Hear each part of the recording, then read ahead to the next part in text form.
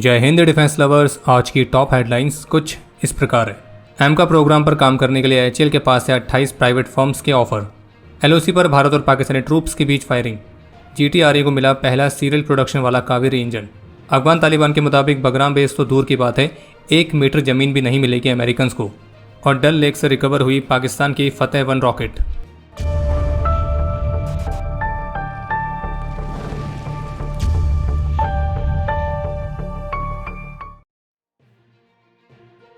Hindustan times की report में HAL chairman के हवाले से बताया गया कि भारत के स्वदेशी 5th जनरेशन फाइटर प्रोग्राम में काम करने के लिए एचएएल के साथ पार्टनरशिप करने के लिए करीब 28 प्राइवेट फर्म्स तैयार हो गई हैं और इस महत्वपूर्ण परियोजना के लिए पार्टनर्स का चुनाव करने के लिए एचएएल ने एक कमेटी बनाई है जो कि मैक्सिमम 2 कंपनीज़ को चुनाव करके एक छोटी लिस्ट तैयार की जाएगी और इन कंपनीज़ के साथ एक कंसोर्टियम बनाया जाएगा जो कि भारत के 5th जनरेशन फाइटर प्रोग्राम पर काम करेगा। और जो कंपनीज़ इसमें शामिल होना चाहती हैं तो उन्होंने एचएएल द्वारा आउटलाइन की गई रिक्वायरमेंट्स के लिए अपने रिस्पॉन्सेज को सबमिट कर दिया है और इस एमका प्रोग्राम के लिए कंसोर्टियम को बनाकर इसके एक्सप्रेशन ऑफ इंटरेस्ट के लिए रिस्पॉन्स सबमिट करने के लिए जो डेडलाइन है वो 30 सितंबर की है और एचएएल इसी सप्ताह 1 या फिर 2 पार्टनर्स के साथ इस एक्सप्रेशन ऑफ इंटरेस्ट का जवाब देगी। बाकी एमका प्रोग्राम के लिए जो टाइमलाइन सेट की गई है तो उसके मुताबिक इसके पहले प्रोटोटाइप की पहली उड़ान 2029 तक कंडक्ट की जाएगी और 2034 तक इसके सभी डेवलपमेंट को कंप्लीट करके 2035 तक इसको प्रोडक्शन के लिए तैयार किया जाएगा। कल शाम को एलओसी पर भारत और पाकिस्तानी ट्रूप्स के बीच फायरिंग होने की रिपोर्ट सामने आई है।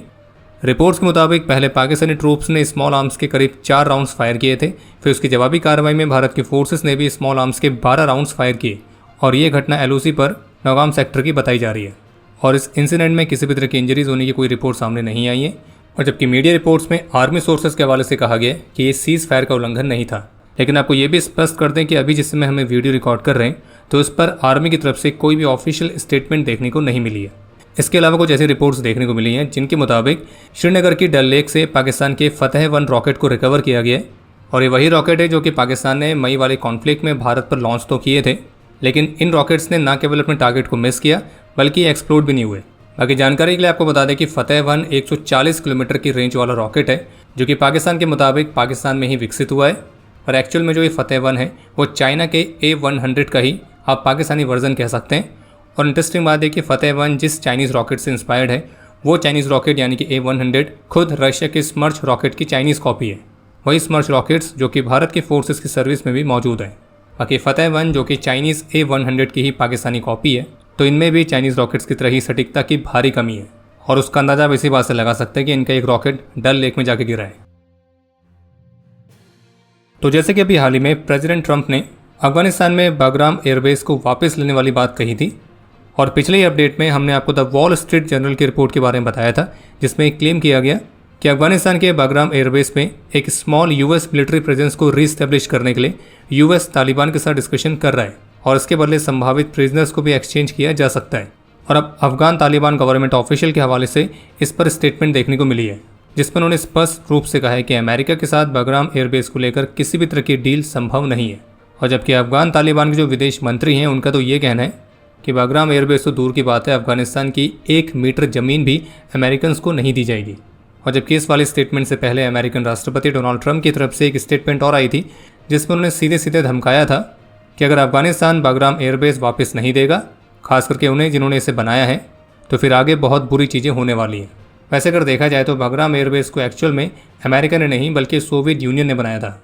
जब 1950s में सोवियट्स ने अफगानिस्तान की मिलिट्री इंफ्रास्ट्रक्चर को मॉडर्नाइज करने में मदद करी थी और इसी प्रयास के हिस्से के तौर पर बगराम एयरबेस बनाया गया था। और फिर जब 1979 से 1989 के बीच में सोवियत अफगान वॉर हुआ तो उस दौरान इसको काफ़ी महत्वपूर्ण तरीके से एक्सपेंड किया गया और ये अफगानिस्तान में सोवियट्स के मिलिट्री ऑपरेशंस का मेन हब था। और फिर जब अफगानिस्तान से सोवियट्स वापस चले गए, अफगान फोर्सेस ने इसको इस्तेमाल करना शुरू किया जिसे बाद में तालिबान ने कैप्चर कर लिया। और फिर जब 2001 में यूएस के नेतृत्व में अफगानिस्तान में इन्वेजन किया गया तब अमेरिकन और नेटो फोर्सेस ने बगराम को अफगानिस्तान में अपने एक बड़े बेस के तौर पर विकसित किया जहाँ पर उन्होंने इसके रनवेज, हैंगर्स, फैसिलिटीज़ इनको अपग्रेड किया था। तो कहने का तात्पर्य यह है कि बगराम एयरबेस को वास्तविक रूप से सोवियट्स ने बनाया था और अमेरिकन ने इसको एक्सपेंड किया और मॉडर्नाइज किया। बाकी ट्रंप कह रहे हैं कि अगर अफगानिस्तान या बगराम एयरबेस वापस नहीं देगा तो कुछ बुरी चीज़ें होंगी, यानी कि धमकाने की कोशिश की जा रही है। और अफगान तालिबान का क्लियरली कहना है कि बेस बहुत दूर की बात है, वे 1 मीटर ज़मीन भी नहीं देने वाले अमेरिकन को। रिपोर्ट्स के मुताबिक गोदरेज एरोस्पेस ने पहला serial production Kaveri derivative engine GTRE को डिलीवर कर दिया है। और इस डिलीवरी का सीधा सा मतलब यह है कि भारत ने एक ऐसा इंजन बनाया है जो कि एक्सपेरिमेंटल स्टेज में नहीं है, बल्कि इसे सीरियल प्रोडक्शन स्टैंडर्ड के अनुसार बनाया गया है और ये रिक्वायर्ड स्पेसिफिकेशंस को पूरा करता है या नहीं, तो उसके लिए ये एक रिगरस टेस्टिंग से गुजरेगा। और इस इंजन को मुख्य रूप से भारत के अपकमिंग UCAVs में इस्तेमाल किए जाने की योजना है। बाकी इसके अलावा एक अपडेट यह है कि भारतीय सेना की सप्त शक्ति कमांड ने राजस्थान के महाजन फील्ड फायरिंग रेंजेस में अमोघ फ्यूरी नाम की एक इंटीग्रेटेड फायर पावर एक्सरसाइज को कंडक्ट किया था। और ये जो एक्सरसाइज है दिन और रात दोनों ही तरह की कंडीशंस में कंडक्ट की गई हैं और इसमें बैटल टैंक से लेकर infantry combat vehicles, attack helicopters, long range की आर्टिलरी, ड्रोन्स, तो इस तरह के सभी एसेट्स शामिल हुए थे। और इस दौरान इन सभी प्लेटफॉर्म्स को एक साथ डिप्लॉय किया गया, जो कि ऑफेंसिव और डिफेंसिव एक्शंस के लिए ग्राउंड और एयर एसेट्स को सिंक्रोनाइज करने वाली आर्मी की एबिलिटी को डेमोस्ट्रेट करता है। BSF की तरफ से बताया गया कि ऑपरेशन सिंदूर के बाद से उन्होंने BSF की ट्रेनिंग में ड्रोन वॉरफेयर को एक कंपलसरी पार्ट बना दिया है। और इसके अलावा जो BSF है मॉडर्न कॉम्बैट के लिए अपने खुद के टूल्स को भी विकसित कर रही है। ऑपरेशन सिंदूर के बाद से BSF का जो ट्रेनिंग करिकुलम है उसे रिवाइज किया गया है और इसी रिवीजन के हिस्से के तौर पर ड्रोन टेक्नोलॉजी को मैंडेटरी किया गया है और साथ ही एक ड्रोन स्कूल भी स्टार्ट किया गया है ताकि जो फोर्स है वो मॉडर्न वॉरफेयर के लिए स्वदेशी सॉल्यूशंस पर ही निर्भर रहे। इसके अलावा एक अपडेट यह है कि भारत की solar defence and aerospace limited छोटे साइज के ड्रोन से लेकर मीडियम ऑल्टीट्यूड लॉन्ग एंड्योरेंस यानी कि मेल UAVs को एक्सपोर्ट करने की संभावनाओं को देख रही है। और इसके अलावा कंपनी की ट्रांसपोर्ट एयरक्राफ्ट को विकसित करने की भी योजना है। इसके अलावा एक और अपडेट है कि अमेरिका और वेनेजुएला के बीच तनाव और बढ़ चुका है और इसी तनाव के बीच वेनेजुएलन प्रेसिडेंट का YouTube अकाउंट भी अभी ऑफलाइन किया गया है।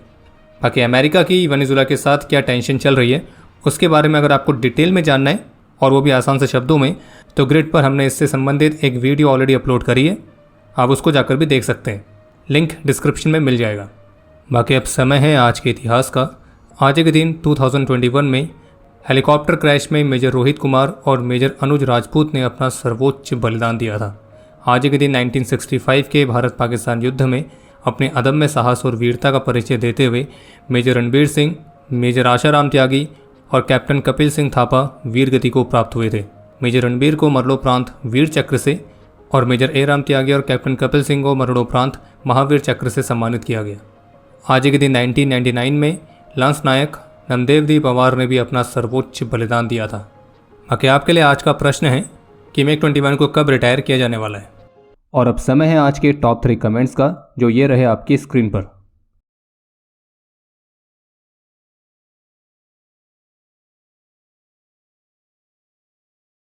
उम्मीद है आपको आज का एपिसोड पसंद आया होगा। पसंद आया तो वीडियो को लाइक करना ना भूलें। आपके कोई भी सुझाव या सवाल हो तो उसके लिए कमेंट सेक्शन ओपन है। और अगर आप डिफेंस रिलेटेड और भी एक्सक्लूसिव कंटेंट में दिलचस्पी रखते हैं तो आज ही प्ले स्टोर से डिफेंस स्क्वाड की सुपर ऐप को डाउनलोड करना ना भूलें। और अगर आप चैनल पर पहली बार आए हैं तो squadron.in पे जाके हमारे नए डिज़ाइंस को भी चेकआउट जरूर करें। बाकी जल्द मिलेंगे नए एपिसोड के साथ। तब तक के लिए जय हिंद, जय भारत।